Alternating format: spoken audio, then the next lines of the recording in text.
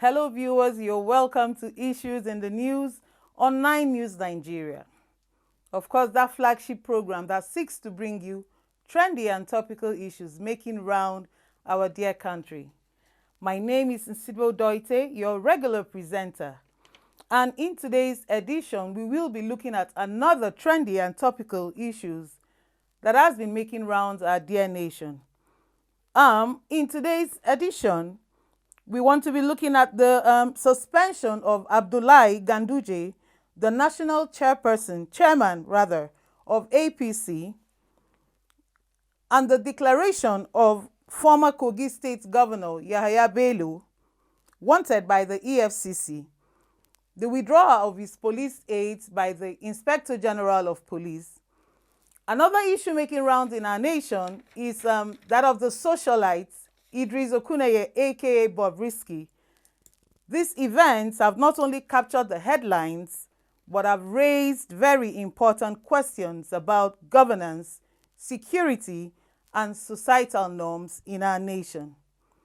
Of course, you know I don't do it alone. Co-anchoring this program with me is my very delectable co-anchor, Nna Douglas. You're welcome to the program. Yeah, thank you, Nigerians, for always being part of the conversation. Seated here are two gentlemen, and I happen to be the queen amongst three men here. To my immediate right, I have Comrade OGAKWU DOMINIC. He is a civil rights practitioner. You're welcome, sir, to Issues in the News. Thank you for having me. And to my second right, I have MAZI ABUBAKAR DANSADAU, a public analyst. You're welcome, sir. Thank you very much. I wonder where you got the MAZI from. When I serve in Enugu in OGAKWU local government. Okay. Yes. Interesting. Gentlemen, you're welcome to the program. Thank you. I'd like to take on you, comrade. What do you make of this Ganduje's issue? Thank you. I think politics have started. And in politics, you should expect anything. Anything is possible. For me, it will deepen the internal democracy within the All Progressive Congress. Secondly, you know, on the highway in politics, there are banana peels, and he's actually experiencing one of them. But I feel that wherever it's orchestrated from, it's totally not too fanciful or beautiful for our politics. It brings, it tells you of the kind of politics we play over here, because I actually don't see what warranted his suspension, because if there are legal issues, if there are issues bordering on the allegations of corruptions and all that, there's a different way to go about it. But suspending him and the party coming out to say the suspension does not stand and all that, for me, it's actually very complex. It's becoming, it tells you of the nature of our politics, and I feel that politicians will always remain politicians, and that's one of the experience we are seeing. But I think to a large extent, it is actually not the right way to go, especially now. It's actually condemnable, in my own opinion. All right, Maizah, what do you have to say? Okay, I think on the issue of Ganduje's suspension, like my colleague have said, is part of politics. And but despite being part of it, but I think it's not something that we should promote at this time when the government is facing multifaceted challenges. I think we need to put our country forward. I think if there is one of the major problems we have in line of our political structure is that we don't seem to understand what is in politics called pre-season, season, and post-season. Pre-season, that is the time when you are looking for office. After seeking for office, then the next is for you to put your country before you, so that you look at the challenges of your country and you push forward. But in Nigerian politics, every time is politicking. If there are issues confronting the country, instead of us to look at them holistically, but politicians will always want to make things political. So I think these are kind of things that are destructive for example, to a ruling party, a national chairman of a whole party, somebody will ask, what warrant this? What actually caused all this? Have they followed the due process? All these questions need to be asked before somebody can be suspended. So I think for a country like Nigeria that is faced with multiple challenges, I think we have better things to discuss or to look forward beyond issue of suspending the national chairman of a party from his own word. Okay, Comrade Dominic, you rightly had condemned what is happening right now in the ruling APC as it relates to the Ganduje. Now, we're talking about a case of corruption. You know, when he was still in office, you know, Nigerians were washed with what happened, the dollar issue and all that, the bribery allegations and all that. You know, a lot of people will be talking about why is it that the EFCC, after he must have come down from that position as governor, why didn't they take a quick look at it? But you know, there's no time that is very late to fight corruption. Don't you think so, sir?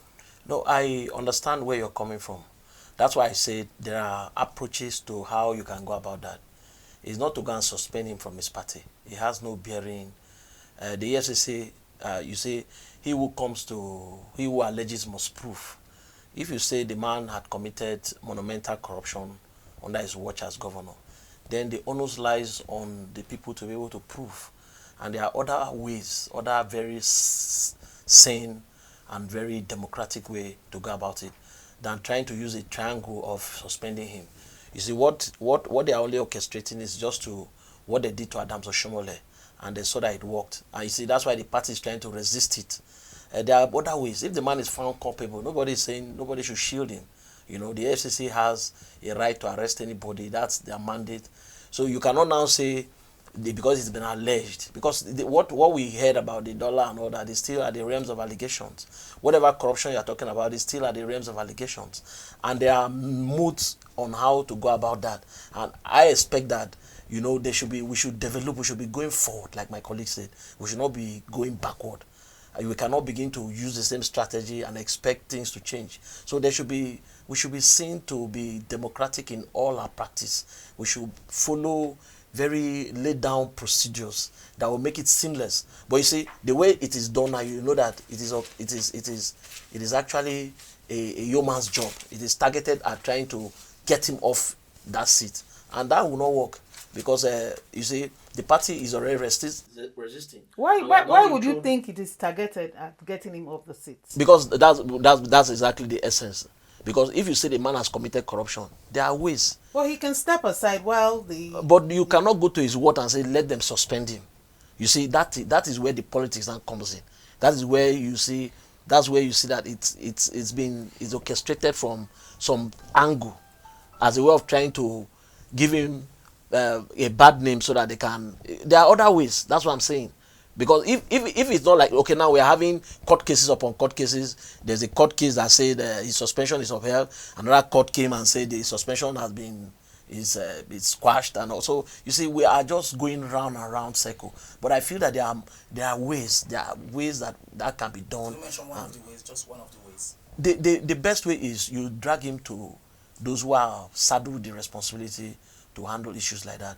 You have the ICPC, you have the EFCC, you even have the Nigerian police. You can put a case forward that will be followed by citizen action with, you know, except we don't believe in these institutions of government. But you see, however you want to look at it, they are working. The last time I was privileged to be in the presence of the EFCC chairman, he said there are no sacred cows. And from his operation, you see that truly there are no sacred cows at this moment. Okay, MAZI, in this case, you know, when, like in other climes, in other countries, let's say the developed countries, and even some developing countries, when issues like this come up, you see, the man at the helm of affairs will, you know, throw in the towel, excuse himself, go face the charges, and when it's cleared, he can come back to his position. Why is it not obtainable in our country, Nigeria? Yes, because Nigeria is Nigeria. Every country has its own way of doing things. Like you have said, in developed countries, if there are allegations, we've seen in the US, in UK, there are allegations on a leader, and the leader will step aside for the legal proceeding to take its place, so that nobody will suspect if there's any somebody seeking any privilege to utilize or to go against any legal proceedings. But in the case of Nigeria, where you see, I tell you that most of the things we do, our operations are not well structured. If you listen to some of this, any allegation you step aside, then nobody will be in any position. At this position we're sitting here now, if you can allow some Nigerians, somebody will put up an allegation on us. So it means nobody will perform a duty in Nigeria. So our situation in Nigeria is quite unique and different because of our nature. I don't know, is it our mindset or is just the way our people think? Nobody should just be a leader. Put any leader on any position, somebody must go against it. Somebody will say, when you're in primary school, you had malpractice. When you're in secondary school, you did this, you did all that. So that's why it's difficult for in Nigeria for somebody to just step aside because this allegation. Just like my colleague have said, it's just that you should allow the due process to take a place. At the end of it, you know, then you allow the legal action to take it. But in Nigeria, it's quite, it's going to be very difficult. Okay, MAZI, how do you think this will impact on the political landscape in Kano State? His suspension. So I think it's both ways. One is going to be negative on the side of the ruling party. Negative in the sense that if a whole national chairman of a party is being suspended from his own word, then it's showing that internally the party at state level has a crack. Because I believe the party has its own defined structures by the party constitution. So why should at that ward level, which is the very critical level in politics, why should they just jump other steps and go straight ahead to suspend a member? They definitely must have a reason for it. No, their reason should not go in contrary with the laid down rules. What are the laid down rules here? Well, I don't want to speak for ABC, but I know by KAMA in Nigeria, that is the law in Nigeria, association or be it party or whatever, you just can't suspend somebody because of an allegation. But there should be a process. You write to him. You write to him that, okay, we have this allegation against you, or maybe you summon him to come and answer questions, query him, things like that. Just the first thing that came on air, that he was suspended. That's when the issue of saying that there is somebody behind it, not allowing what the due process to take place. Must there always be somebody behind it? What if it's one of the reforms that we are trying to have in the new Nigeria we all want? Well, you see, if you call it that way, you see, politics has so many faces. Whatever you do in politics will have its own definition. But in the side, let me speak this way, that the opponent, that for example, the ruling party in Kano, NNPP, this will be of advantage to them. So if you look at it from that angle, Kano state government or the MPP as a party will be happy that a whole opposition party leader having this allegation. So that is why definitely the opposition cannot go free in this allegation. But okay. The recent reports, coming from when you mentioned NNPP, the recent report has it that they have blamed the NNPP, that in fact they have collided with the APC in the state at its word to suspend the national chair. I think that is a recent report making the rounds right now. Why should the APC be blaming the NNPP of what is happening to it right now? Okay. That's one of the conspiracy theories. Okay. You must understand that politics is the way it works, and whether you like it or not, the NNPP has vested interest in the APC. This I cannot substantiate, but I can tell you that is why one of the conspiracy theories is that they are looking for a way to get Ganduje out of the way, so that they can collapse, so that the NNPP can collapse into the APC. And so that is why they started that move. Because with Ganduje still well-footed in the APC, it will be difficult for the big boss, Kwankwaso, to come in, where he knows that he had an existing sad or relationship with, even though these guys know themselves, these guys have very close affinity, these guys They have drink come a tea long way. together at night. You do understand what I mean? So these are, but you see in politics, like we say, anything is tenable, anything can go through. So these theories are there, and that is why we are saying, like he rightly mentioned, there are processes. If you want to suspend a man from a political party, as big as a national chairman, there are processes. And that process was not duly followed. Let's forget about what anybody is telling you. We are not trying to, I don't know Ganduje from anywhere, but I have to tell you, there must be a committee. You set up a disciplinary committee, and the matter will be referred to that committee to look into before you now take action. But this was not followed. What they did was a human's job. All they did was just to set up a kangaroo, whatever, and say you have been suspended. And without, it must be mobilized in such a way that you will see the transparency in the process. And you and I know that there was nothing like that. And that's why you see there's been counter here and all that. If the due process was followed, it will be seamless and will not have to hit the politics and all this. When the nation has so much to deal with, and we are talking about party politics, and there's something he was trying to say. Nigeria is not America. In fact, I remember one American ex-president who came to Nigeria. He said we have to garnish our democracy with our local content. I think that is what we are trying to imagine, that we can practice America. We are not in America. Our sensibilities, our orientation, our background, the way we process information and all that is very, very different from the way they do. Okay, so, Comrade, I would like to intercept you at that point. We will come back to Ganduje's issue. But regarding what of the former Kogi state governor, what do you make of his declaration of being wanted by the EFCC, the withdrawal of his police aids by the Inspector General of Police? No, you should know that is his matter is a very simple matter. He has actually acted like a child. I expect that as governor, as a man who has served as governor, when you should be expecting things like that. It's like they say, prepare for the good days and the bad days. You have enjoyed that office for 8 years, and here you are. You should confront EFCC boldly. EFCC is not a bulldog. It is just there to protect you. In fact, I was reading a post on social media where Cubana chief priest said, why would you be afraid of EFCC? It's one of the most comfortable places to go. They have everything for you. You take breakfast, you take lunch. You can shower 50 times a day. The environment is it's like you're in a hotel room. You understand what I mean? So how can you, a whole governor, why would you be scared? This is your party. It's even in power. So it tells you ab initio that he's culpable. It tells you that he's running away from his shadow, and it's impossible. So I feel that he has only made matter worse for himself. He has actually reduced his charisma, his personality before the general public. I expect him to be bolder than this. I expect him to be fierce, because this is your party. This is the party you worked for.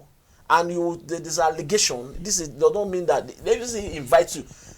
I have been invited to EFCC severally. Are you getting me? So if EFCC invites you, it's not something you now begin to run back. Why? For what? You have just reduced your personality. You have reduced the respect that people have for you as a governor. Do you know what it means to be governor for 8 years?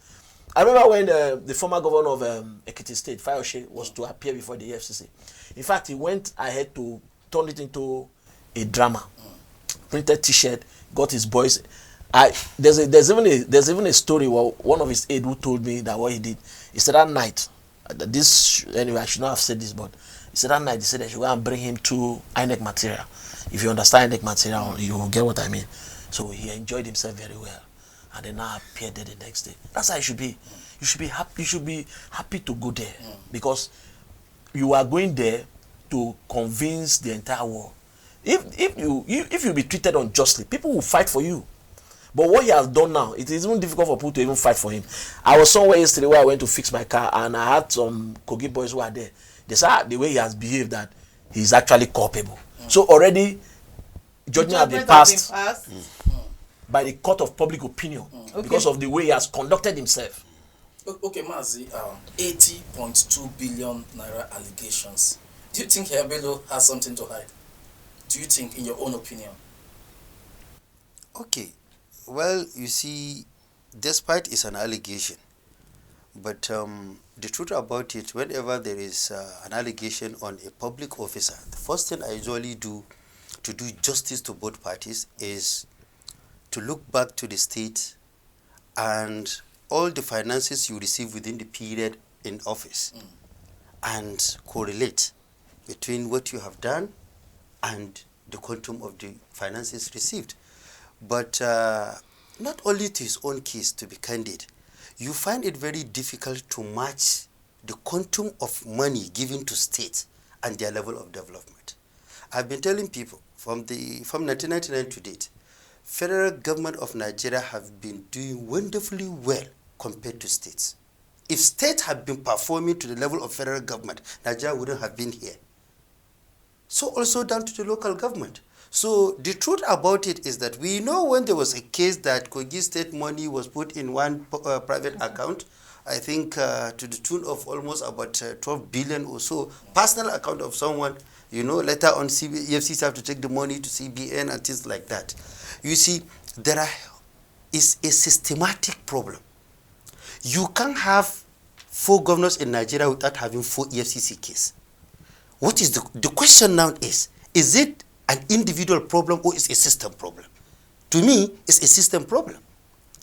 Even if you are a good person, going to that position, the system have already created a way that people will find it easy or it's an obligation even to steal.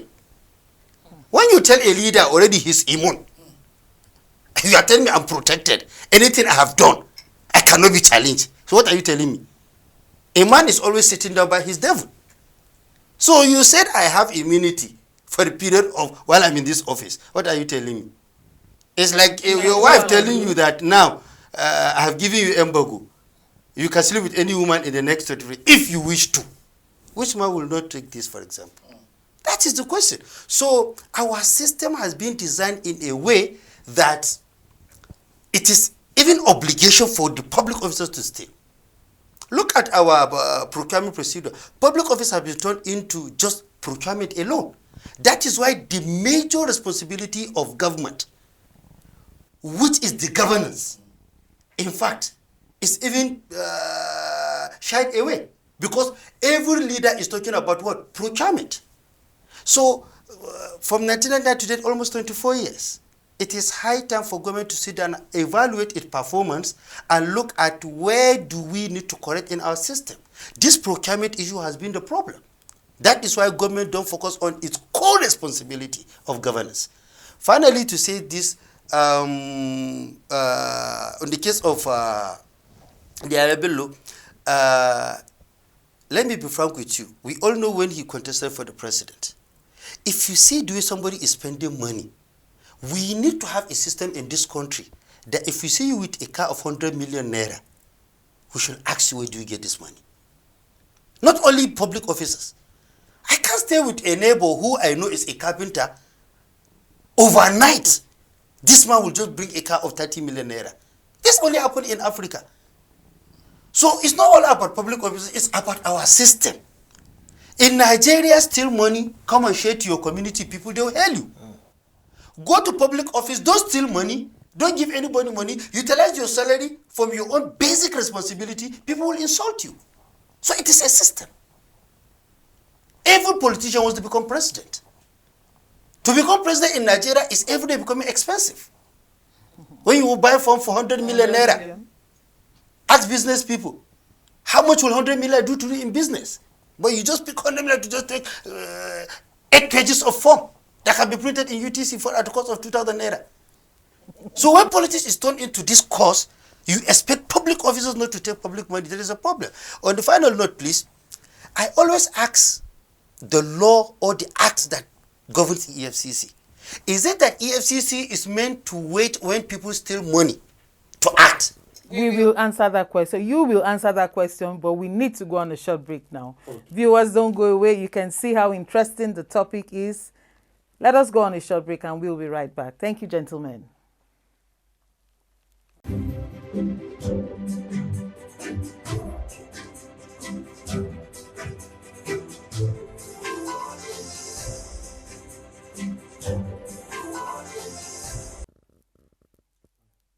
Welcome back, viewers, to Issues in the News on 9 News Nigeria.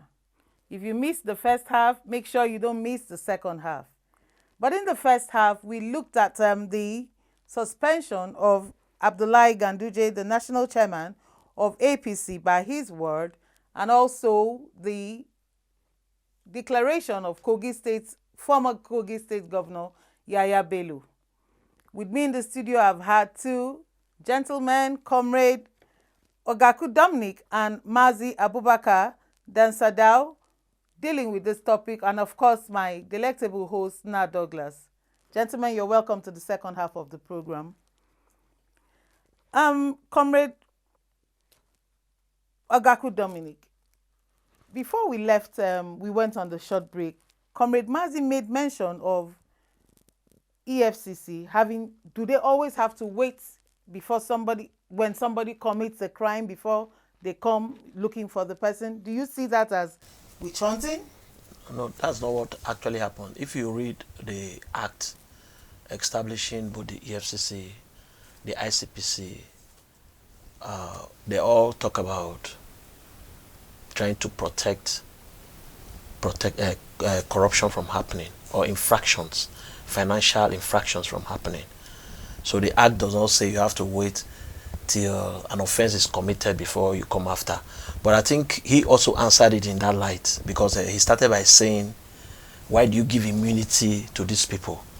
That by virtue of the fact that you are giving them immunity, you have granted them the right to commit infractions.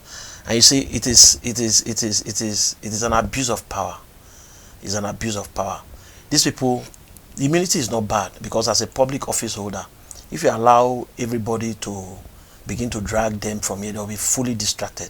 So that's why in the wisdom of the people who frame the constitution, or who feel that in administration, certain persons who are saddled with a very delicate responsibility, like being governor or being president, or should be constitutionally given immunity.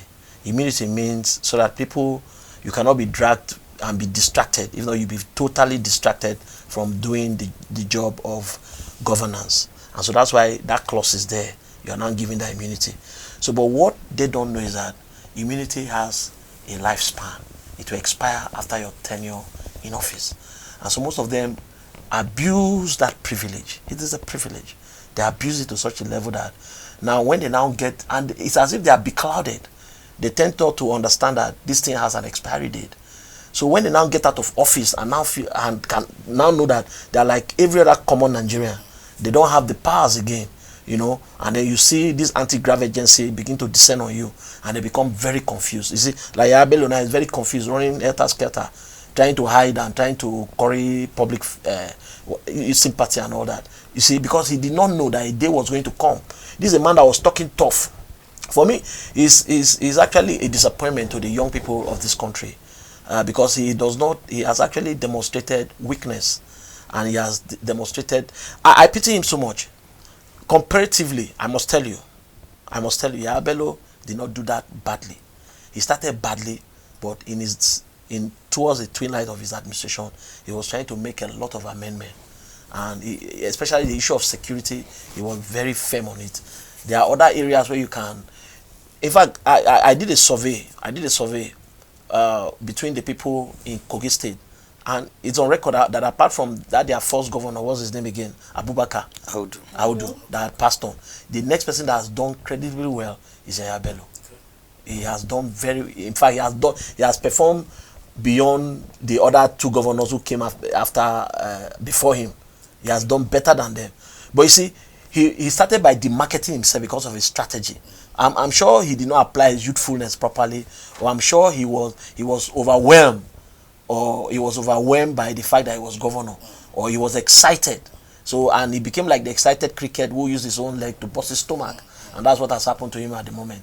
So I feel that let's not misconstrue what the EFCC or the ICPC does. That's why you see, but if you are a DG of an organization and you commit an infraction and there's a petition or a public outcry on that, the EFCC will come after you, because those ones do not have immunity. Why don't they have immunity? Why would they have immunity? Immunity is for executive people who have executive power, and the president, the vice president, the governor, the deputy governor, and it's temporal, like we say. And so the immunity is not, if you give everybody immunity, then you are saying that there should be unprecedented abuse everywhere that you find people in government. So you see, that's why. And again, the EFCC is not magical. It does not operate with magic. If you see something, you must say something. You have to generate a petition to them for them to now carry on from there. In fact, this Bello's matter, the petition has been there a long time ago. It's now that he just left office. That's why they are trying to execute the petition that come against him before now. Okay, let me hold you here. Mazi, you know, we witnessed Nigerians, not just Nigerians, the international community witnessed a lot of drama that happened. In fact, an elder statesman recently issued a statement that Nigeria is disgracing itself in the face of the world, quoting T.Y. Danjuma. So, you know, a lot of drama happened. The role of the current governor of the state and the media office of Yahaya Bello coming out to say that there's a court order restraining EFCC from arresting, and the fact that EFCC is popular for, you know, losing high-profile cases. Of course, a recent one just happened, the case of former AGF and all that. Sir, will this be the normal, you know, media trial, Nollywood film at the end? Because a lot of cases have happened in this country, and up to now we have not even seen the end of these cases and all that. Will this one be one of those cases like that? Okay, I think from the public perception, we are hopeful that this will be taken to logical conclusion. Because to be fair to EFCC, I think in the last 5 years, they had cases where they took 2 former governors to prison. Okay. They won those cases. You see, I'm not a lawyer, but my senior colleague is here. You see, in law, it's not just easy to convict somebody. It's not easy. People just think that somebody can steal in front of you. Take him to court. My brother, the proceedings for you to ascertain that he has taken that thing is very difficult. But it's easy to convict a poor man. You see, no, let me tell you something. In Nigeria. It's not the issue of convicting a poor man. The big men have been convicted in this country, but let me be frank with you. It's just that sometimes Nigerians close their right eye and look from the left eye. But to be fair to this country to some extent, because if I give this example of these former governors that at least FCC won those cases and they were taken to prison. You understand? We all know what happened. So why sometimes it is easier for cases of poor people, you understand, the smaller the problem, then the smaller time it will take. You are talking about a governor, a man in charge of a whole resources of a whole state. It's different when you are dealing with a case of 12,000 naira. I have stolen 10,000 naira from you. It's a different case when somebody has stolen 10 billion naira. So but the magnitude of you see, they are both thieves, but the magnitude of the crime differs. That's why even in the court of law, you see that the judges will now look at, based on the law, they know even the punishments are not the same. You realize that some offenses will say, okay, we are giving 12 years of imprisonment. Some cases will say they've given you 3 months. You understand? But coming back to this, like I've said, we need to relook into the entire system, the system of this country.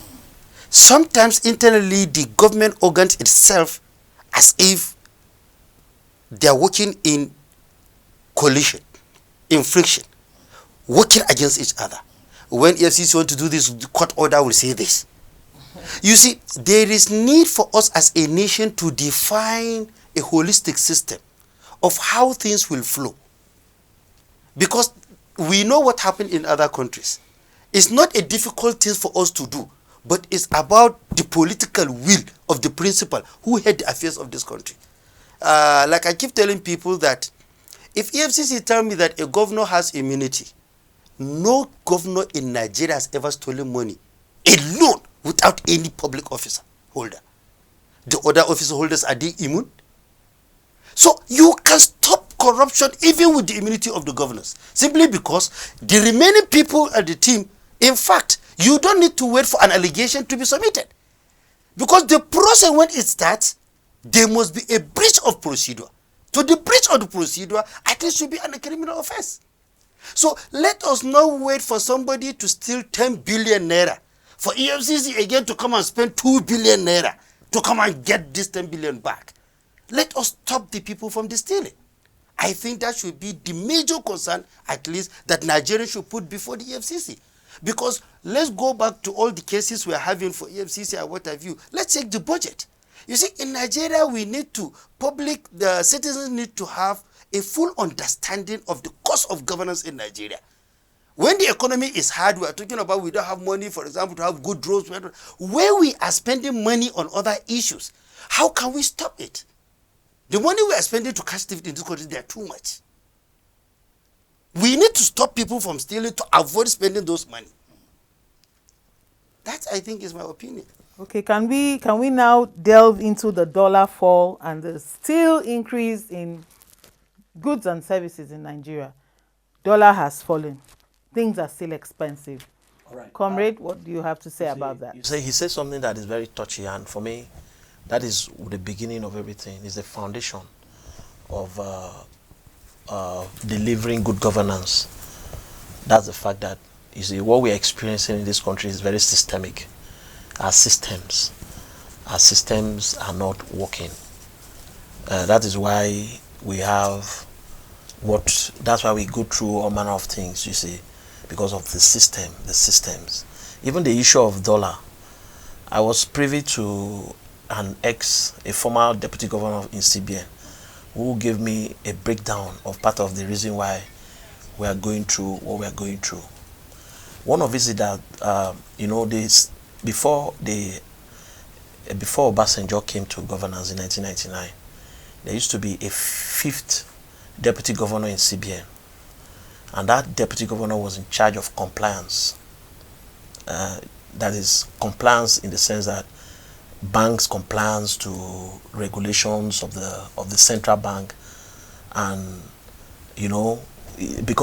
but then when Obasanjo came, for political reason, they had to now remove that, had to reduce the deputy governors in CBN to 4, and now took the role, that compliance role, to the office of the governor of the Central Bank of Nigeria.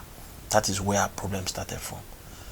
And you see, the rise in dollar and the rise in food prices can be traced back to same issue of compliance.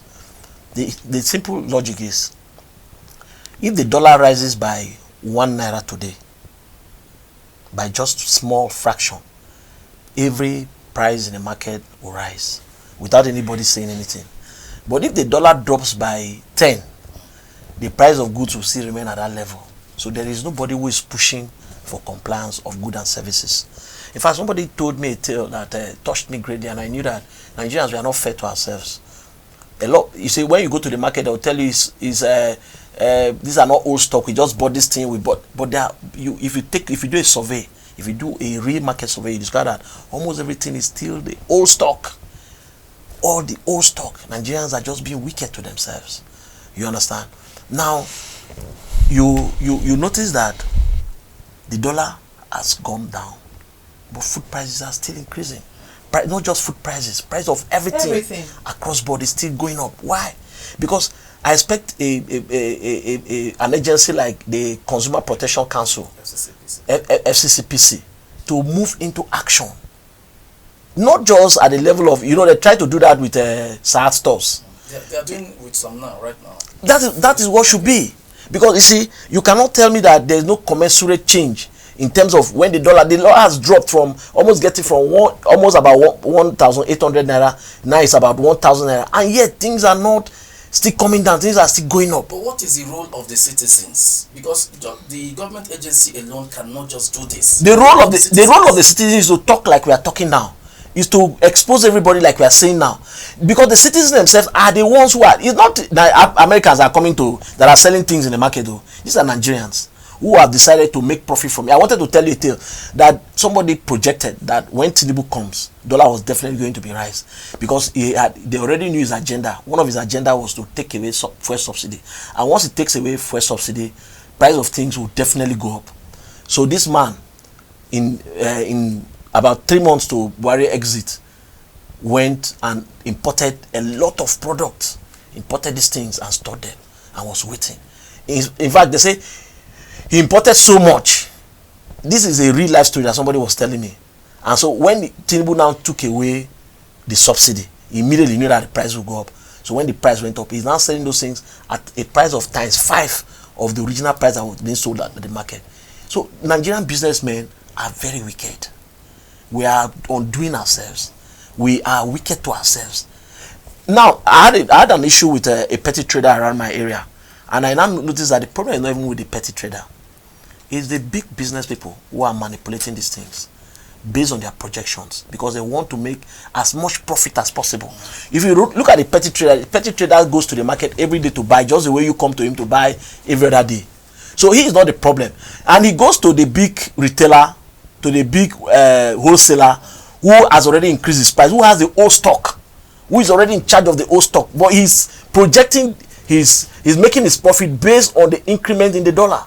So you see, we need to speak about, even the media. The media has a role to play. We have to expose this. We have to talk about it. We have to, because you see, the last time FCCPC was trying to take an action, most media houses started criticizing them without understanding why they were doing that. They were actually moving in the right direction. We need to really expose these people. We need to begin to talk about it. There has to be a concerted citizen action against this kind of practice. So we are the ones who are doing ourselves. We are the ones. In fact, we are the ones. What do you have to say to this, MAZI? And knowing also that MAZI is also an agribusiness entrepreneur, and how is the whole thing affecting your business? Okay, well, I think I will look at it from this perspective. There are multiple factors that influences the rise cost of any commodity, be it goods or services.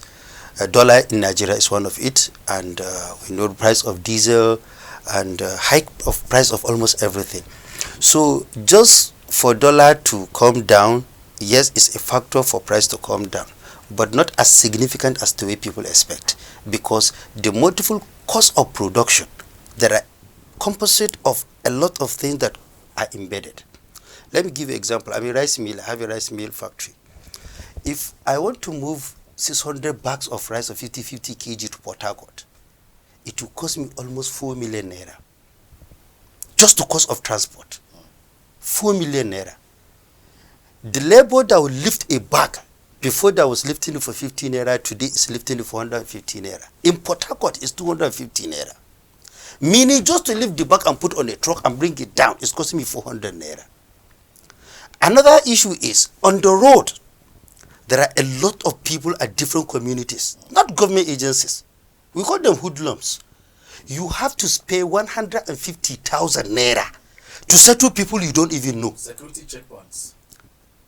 You understand? So when Nigerians are clamoring for us to come down, I said, please, gentlemen, don't forget. We settle almost every gate we meet on the road. So you have to pay for it. That is what is happening. So Nigerians, if you see a truck of rice being stopped by security people collecting money, or some community people just putting gates anyhow, collecting money, you better stop them, because at the end of the day, you pay for that money. A businessman will not pay for it. So these are some of the internal things people don't understand in this country. But coming back to the price, I think there is more work to be done by the Consumer Protection Council, FCCPC. Their work, what we need to automate the system of governance in Nigeria. I always commend CAC in Nigeria. They automated their job almost by 90%.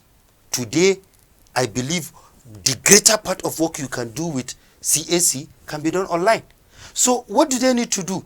I have seen a system in the US where their FDA, Food Department Agency of the US, every food item put in the US market is on the platform of the Consumer Protection with a tracking.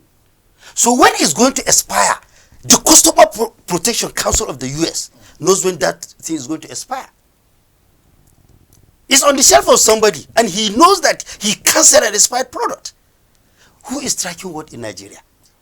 That is where the governance is. So we need to have an automated system where everything we sell in this country should be on the platform. We shouldn't say that way. It's like a bit, you see, Rome wasn't built in a day, but it started one day. CAC started this automation job one day, but today, at least to a larger extent, in fact, It's only CAC I can beat my chest and tell you go and get services from them at a zero cost without giving anybody a penny, because it's automated. So if Nigeria wants to get it right on this price issue, we need to automate the system. We need to understand the key component of the value chain. The road must be put in place. If you talk to a truck driver, why are you taking 4 million naira to Port Harcourt? Kaduna to Port Harcourt, 4 million naira. Why? You tell you that the roads are bad. Our tire now is about 600,000 naira. This is this, blah, blah, blah. All this summation. So at the end of the day, the common man is paying for all this costs. But Mazi, you know, before the fuel subsidy was removed, the price of a bag of rice, we know what used to be the price. There is no obstacles on the road then, or the communities, don't they collect money from, because one will also have to reconcile what you said before it now got increased. What was the situation? Let me tell you, right from 1999, if you take goods from the north to the south, along the road, you have to settle people. We settle people. So as the price of everything is increasing, they are also increasing their own. It's an auto summation. And they will tell you it's dollars too. My brother, see, if we can give you a film of what happened to move produce from the north to the south, you will know why people are buying a costly thing in the south, for example. I'm telling you. And one ironic thing people don't know. Do you know that we make more profit when food is cheap? Ask any rice miller in Nigeria. When rice was 23,000 naira, we make more profit. But at 60,000 naira now, the percentage of our profit in relation to the cost is low. May God help us. Away from this, you know, we as Nigerians were happy people. Let us talk about the social, suffering and smiling and hoping that God will intervene. But he will use us and other Nigerians as well. In recent times, our socialite and very popular Idris Okuneye, aka Bobrisky, was arrested. Do you know Bobrisky? That's charlatan. You call him a charlatan? Do you know Bobrisky? Yes, I do. What do you make of this arrest, comrade? Well, he has, is it he or she? Because the last time I checked, he told the call that he's okay, let's you know, somebody says, and say we can use she for her because inside she there's a he. So she's a she. The truth of the matter is she met her Waterloo, and she should know from the onset that it was going to happen. What are the charges against she exactly? No, she pleaded guilty to having abused the Naira. Is she the only one that has abused the Naira? It doesn't mean. We cannot begin to think like that. If we think like that, you say we are not deepening the jurisprudence in certain areas. It must start with someone, you know. Everybody commits a crime, but it's the person that gets caught that must pay for it. Okay. Yes, like he said, if you want to put your hand into the annals of all of us here, you perceive shit. But it's the one who smells most that would... Would you agree to this saying that if he were not to be a cross-dresser, I mean, he or she or stuff like that, if he is not, the attention of the Naira abuse wouldn't have been drawn to... Definitely. You see, I read a piece that was done by one journalist. I can't remember his name. No, I think I read that piece from Reno Omokiri. Okay. And he was talking about the politics behind the arrest of Bobrisky. He has been a menace. Okay, the human being. Yes, he has been a menace. He has been a menace. There have been a lot of influence, whether you like it or not, in terms of the way she has been carrying on without with impunity, as if she's beyond the law in so many regards. She has done so many terrible things. Forget about the Naira abuse and all that, and that the current administration was looking for a way to curb her wings. And they found that in the Naira abuse, because they can't come after him, because that might attract international attention, because she's already protected by some of their considerations and all that, you know. And then he mentioned that Ghana tried it with a cross-dresser like that and had so many backlash from the United States and all that, and you know, in fact, the president had to even apologize. So, but in being very tactical, they had to use the Naira abuse as a way of curbing her. So I think that's what really happened to her. And I think, and then to compound it all, when he was now made the best dressed female. I think that was like a slap on the entire people. It became very disgusting. And I'm sure. But MAZI, 6 months jail term. Why 6 months? And he agreed. He pleaded guilty. But that's what the law says. An option of fine? No, that one is at the discretion of the judge. Oh, okay. You it's can't at the question discretion that. of the judge. The proceedings of the court. That one is at the discretion of the judge. It's not compulsory because they say with fine. A judge can decide to look at your. And comrade, I think there is need for us to have a paradigm shift in the way we view things publicly. Very true. You see, just like she said, why him? You see, if there are 1,000 criminals, the law cannot get them at once.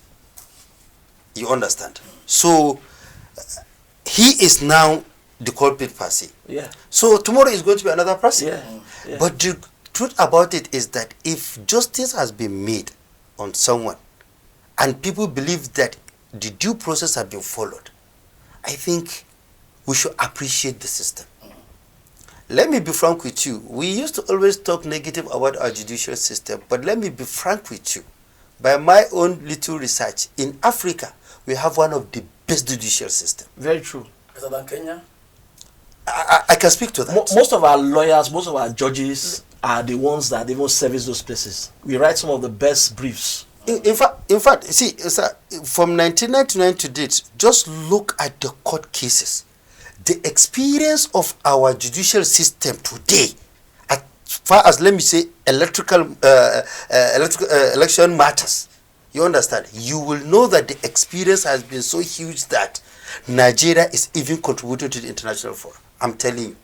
So, no matter how little we see this progress, we should appreciate 0.01% increment. One day it will become 1%, one day it will become 10%, because I'm an optimist who always believe that one day Nigeria will be a great country. Okay, gentlemen, as we begin to draw the curtains, Banzi, this is for you. What are the legal precedents this case of Bobrisky might set for the similar future incidents? So, I think there are a lot, because in any new case, it opens up for new cases. Now today he's in the picture, but I can tell you that this will spring up the mindset of other people who sees him as a role model. So meaning that in fact he's indeed in Nigeria brainwashing already some people to follow his own suit, which will open up to many cases of him in the future. So to me, I think that government is doing on the right direction. Okay, thank you, gentlemen. Viewers, as we continue to delve into issues of utmost relevance, it is very crucial to examine them from various perspectives, as we have done seated here, in order to gain comprehensive understanding.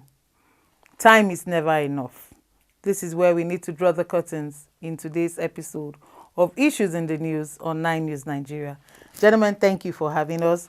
Please, thank you. We've been seeing your likes, your comments on our social media handles. Keep doing it until we come your way next time. My name is still UDOETTE, and it's been a pleasure having you with us. Thank you very much.